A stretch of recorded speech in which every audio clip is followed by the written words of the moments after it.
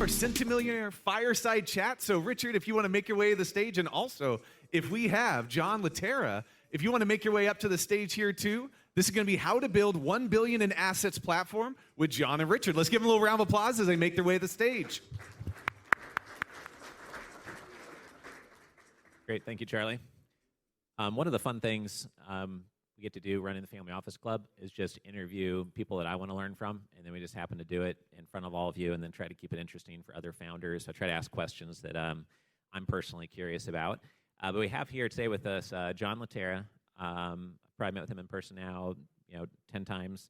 He's a co-founder and partner of Fairbridge Asset Management, which manages over $1 billion in their real estate platform. They're backed by multiple institutional investment groups, including Oak Tree Capital, which is backed by the billionaire Howard Marks. He has over 20 years of legal experience, has been working for over 25 years in real estate debt originations. He also served in the U.S. Marine Corps and did 4 tours in Iraq as well. Let's give him a round of applause for that. Do we have any other veterans in the room that want to stand up? We can give you a round of applause as well. Any veterans? Okay. Thank you. Thank you for being here, Ed. Ed's the founder of Gold's Gym, which you might have noticed across the street, and he came and gave a keynote at our last event, I think it was, in Beverly Hills. So appreciate you being here, Ed. So, John, thank you for being here. What else did I miss in your bio and introduction? I think you covered it all. All right, great. Well, over 30 years, you've scaled to the size of the business you have now. A lot of people don't get to that size. They get stuck at 30 million, 50 million, under 100 million in assets. What is the edge that helped you get there that might be simple to explain, but maybe most people don't talk about? That's a good question. First, I'll start by saying everything I say today comes from the perspective of real estate. So I don't know how many real estate professionals are in the room, but that's what I know. It's all I do. So usually when I'm speaking, it's not from an investment advice perspective. It's from a real estate perspective. And I don't think I necessarily have an edge. What I have always tried to do in my career is just be authentic, be myself, and be fully transparent with my investors. For instance, as I was coming out here, we just got off a long conference call going through every single default in our portfolio. And when I say be yourself, I really mean, for instance, I don't have the Ivy League school background, born and raised in New York, as you could probably tell, especially when I start speaking a little bit more. And I like to be able to use that to my advantage. For instance, for those of you in real estate, you know that real estate is 99% bullshit. Everyone's trying to bullshit you, right? Everyone's full of shit in real estate. And just using that background, using my background, I'd like to think that I could really sniff that out very quickly. So if I had to come up with any sort of edge, I'd say I spend a lot of time concentrating on the downside. And I've always subscribed to the theory that only the paranoid survive. And I believe that as long as I concentrate on the downside, the upside usually just takes care of itself. Interesting. Yeah, Larry Namer, we're doing a fireside chat with him this evening. He's the founder of the E-Channel. He sold for $1 billion. And in his book, he said, to survive in Los Angeles, you assume everybody is lying to you until they prove to you they're not. And so I guess you're saying something pretty similar, right? Yeah, absolutely. Interesting. Okay. So I know you say you don't have an edge, but I think everyone in the room's like, he obviously has an edge. He's managing $1 billion and very successful. So what do others not see about you behind the scenes that maybe is a superpower of yours? I know you say you don't have an edge, but you obviously are doing many, many things better than the average real estate platform out there. But what about you personally that you think is a superpower besides being authentic, maybe not being afraid of having an opinion, et cetera? Superpower, wow. I'd say knowing what you know. Like, I know what I know. And I think you've heard me say this many times before. I know real estate. That's what I invest in. I subscribe to the Warren Buffett theory where, diversification is just a hedge against ignorance. All I am in is real estate. My family office is invested in real estate. My fund is in real estate. I know real estate. I don't even know what I don't know. So when people come to me with all these other types of investments, I think you have to be disciplined enough to walk away, say no. And the same goes through for even a real estate investment. You have to be extremely disciplined. Everyone thinks they have the cutest baby. So don't fall in love with the asset. I cannot say that enough. Fall in love with the deal, not the asset. And you have to be disciplined enough to walk away. If a deal is not going your way, we're lenders. So if I don't like the LTV, if I don't like the LTC, if I don't like my ratios, if I don't like the sponsor, I don't care how much I like that trophy asset, I walk away from a deal. There's always another deal to be had. Got it. It reminds me of, John is nice enough because he is connected to Pace University. He got us a venue, a couple of different venues we've used in White Plains, then New York City at our last AI mastermind. And we were talking about using AI tools and how that could replace maybe in-person due diligence.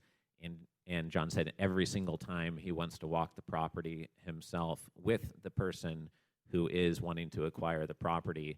And I don't care what AI tools you have, nothing replaces that. And I thought that was really, that kind of stood out during the day as something that you were 100% confident on and you were not going to change no matter what AI tools came up, right? So. Yeah, and I'll reiterate again, how many people are in real estate in the room? There's probably a lot, right? So I'm all for technology, AI. We utilize it. We have all the algorithms, the software. I could do my BPOs, my comps. But we're a national fund. And maybe this is my military training, but I'll tell any sponsor, any borrower when they call us up, I could be anywhere in the country within 24 hours. And when I tell my analysts the same thing, when they're like, we have something to do. And the Marines were anywhere in the world in 24 hours. I think we could be anywhere in the country within 24 hours. Because I truly believe that till this day, no matter how much technology we use, real estate is a full contact sport. Someone in my company is walking the property, meeting the sponsor, and I want to meet the sponsor at the property. If you're not at the property, we're done. Deal's off. So we still walk a property, meet the sponsor. I want to be on the roof, in the utility rooms, every part of it. That's real estate. Great. How about, so do you simply outwork everyone in your mind? Is your work ethic miles deep, or do you think you're more thoughtful and strategic than other people, or is it a combination of both in your mind, or does it heavily slant one way or the other? I would say I spend a lot of time making sure that whatever task I am doing in a particular moment, that I'm fully focused and concentrating. I'm not one to multitask. I'm not answering emails and text messages as I'm walking a property. So I think it's more or less that. I'm not sitting here saying I outwork everybody, but I would say that I do focus more, and I've noticed, than the average person. And maybe that's just a factor of my age. I mean, I'm getting up there now. I'm 54 years old, so I'm not that into the phone, into the texting. I mean, obviously I use it, but if I have a task, I'm not worried about who's emailing me at that moment. And I'm very good at just answering emails at specified periods in the day. I don't feel the need to have to answer people immediately. Right, got it. How did you first come across the first institutional investor you closed? How do you go from raising capital from local friends, local contacts, family offices, and then jumping to the institutional world? How did that happen for you? I could talk about this all day, but I'll be very quick. It definitely was an evolution and a journey. So very, very quickly, I started off just doing bridge lending in the Bronx. That's where I was born. I was raised in the Bronx.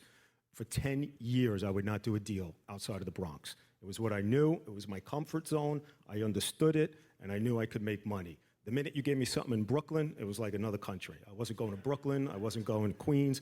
In fact, till this day, just as a complete aside, I'm a born and raised New Yorker, 54 years old. I've still yet to step foot onto Staten Island. Never been there. So, and it's truly just an evolution. I started off doing just $100,000 deals with my money and my family's money. And then eventually that grew to 200, 300, $1 million. And obviously, as the business started to scale and the business started to grow, we would look at deals now around the tri-state area. And then the tri-state area turned into more of a national environment. And then I've never went out, and I think it's an important point about how to scale a business. I've truly never went out looking for the institutional money. And I think if you run a business as diligent and as successful as I have with my partners at the time, the institutions truly do find you. And we started getting knock on the doors for first leverage, credit lines, that eventually turned into institutional investors coming in.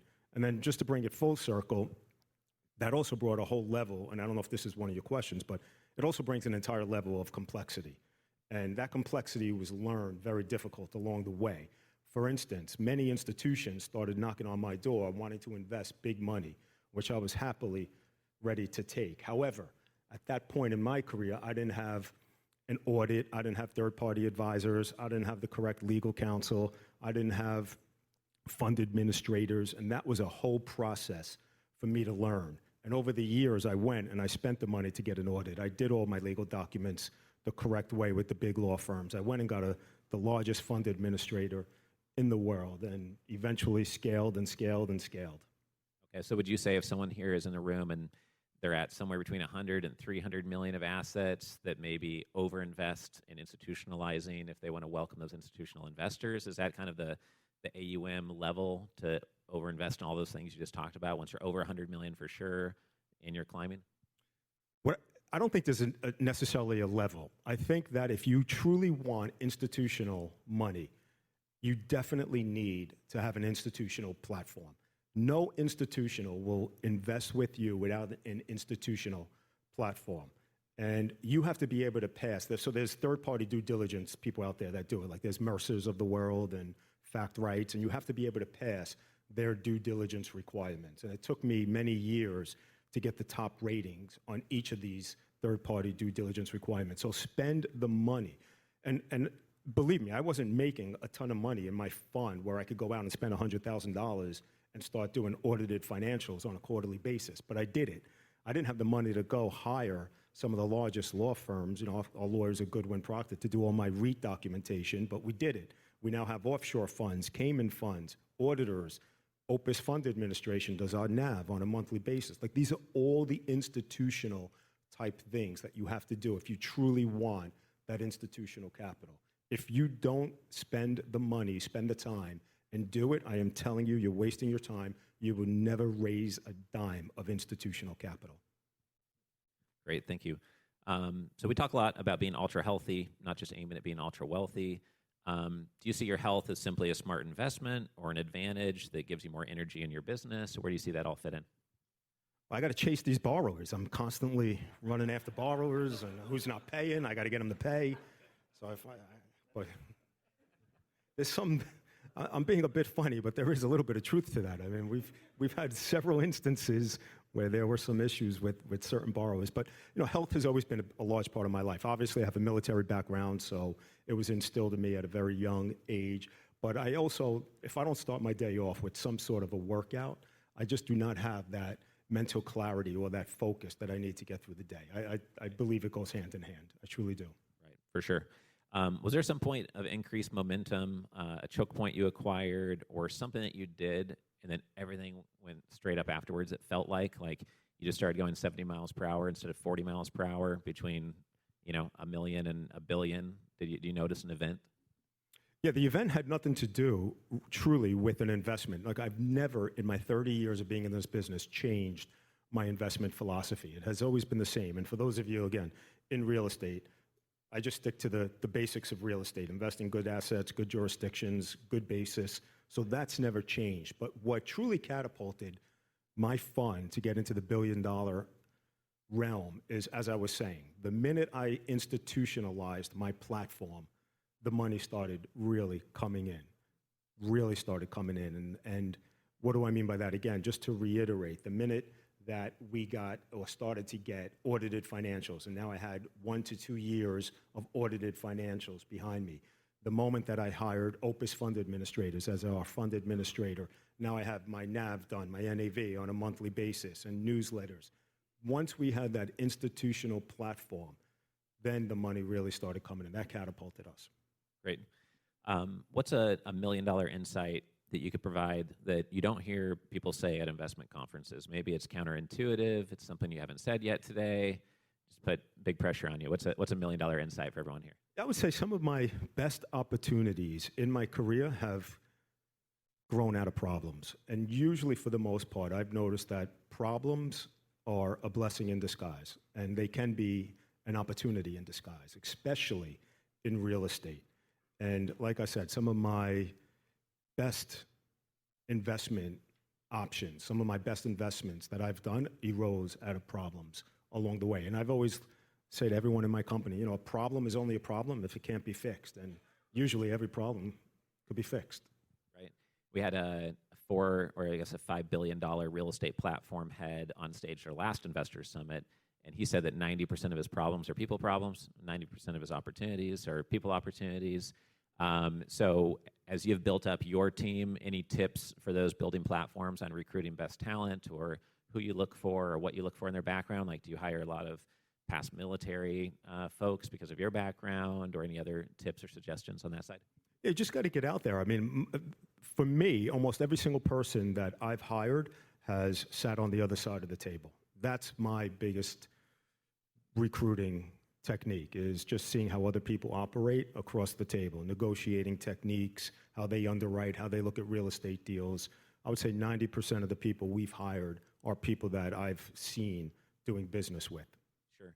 And then for any investors here in the room that may hear a real estate pitch from anyone during this event, what advice would you have for them on making wise real estate investments? We heard you need to visit the property, walk it in person, you know, with the person that you're lending the money to in your case. Any other tips for investors here in the room that allocate to real estate? Yeah, I could tell you my two turn-offs, like where I just walk away from a deal. Number one is I'm not a fan of the whole sweat equity. Like, I want 80% loan to cost, and I'll say, let me see your 20%. Well, I own the property for 5 years, and it's worth this much, so that's my 20%. You know, that's not equity. Make sure there's skin in the game. Anyone who is truly does not have true skin in the game, I would not do a deal. I would not do an investment, and I would not do anything with that individual whatsoever. So to me, skin in the game is very, very important. The other thing I hear all the time, which is another very, very large turnoff for us, is where people consistently on a real estate transaction are always offering me equity upside in the back. And for instance, if I come out and I price a deal at, let's say, 11% and 2 points, someone may come back and say, well, how about you do 10%, but a 10% equity kicker or some sort of warrant on the back end. And it always bewildered me on why someone would be willing to give up just 100 basis points, but yet offer me a back-end equity split. Like, why are they willing to give up that back-end equity? Makes zero sense. I am so much cheaper than equity could ever be. And that always raises a red flag for me as well. I mean, debt should always be cheaper than equity. Right. So from your perspective, you're like, why would you offer that if you really believe in what you're doing? Because if you think you're going to do amazingly well, you want to keep all the equity you can. From your perspective, is it smart or sharp or something that you do to ask for equity, even if the person doesn't want to give it up? Is that something you guys do? We don't do it, and maybe this is the lawyer in me speaking, but there's a lot of legalities and conflicting legalities on taking equity and debt, even in the form of warrants. It could be construed to merge. There's a lot of legalities on why we don't get involved at all with equity. I mean, we've been involved early in my career on some equity transactions where if it goes into litigation, not only can it be merged, but you have to pick and choose your remedy. Either you're an equity owner, you're a debt owner. If you're a debt and you're trying to wipe out all the equity, you don't want the cost to merge it. I mean, I could just go on. There's derivative and shareholder lawsuits that you could get involved in to tie up, the foreclosure process. So I prefer, and I think I mentioned this to you, and a lot of your investors came back to me, you mentioned that at the last one where I said, I prefer to sleep at night and not remain awake. And by controlling the capital stack and being at the top of the capital stack, knowing I could wipe everybody else out, that's where I want to be. Right. I remember talking about, do you lose sleep at night? And you're like, no, we're the reason that other people lose sleep at night, right? So I like the way you said that. So what about for people in the room who are meeting with someone, they have their own real estate platform? Any quick tip on following up with a busy investor, getting their attention, breaking through the clutter when they have 100 deals coming in per week? You obviously were able to do it. Any tips for them that you haven't said yet? I do. Listen, the value add in real estate is a good deal. If you have a good deal, you do not need to follow up with any investor. And I could tell you now, I get hundreds of emails a week on deal flow. And the minute I see a deal where I'm like, that's a good deal, I'm chasing that person. They're no longer chasing me because I want that deal. So if you're not getting a call back or you're not hearing back from someone, I wouldn't necessarily look at the person you sent it to. I'd look at the deal.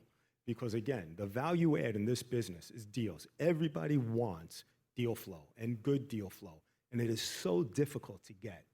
Right. I think that's pure gold, because what we always hear is, oh, I've got lots of deals. What I'm missing is the capital.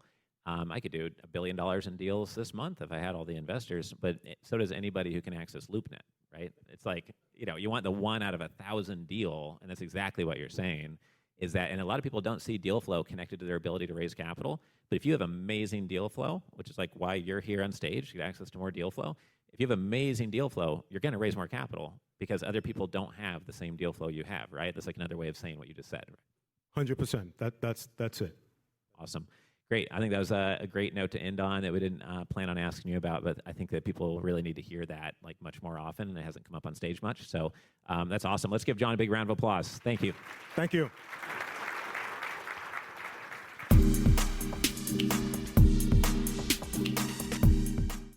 If you are a founder, raising capital, developing real estate, or you're an investor, would love for you to get involved in the Family Office Club.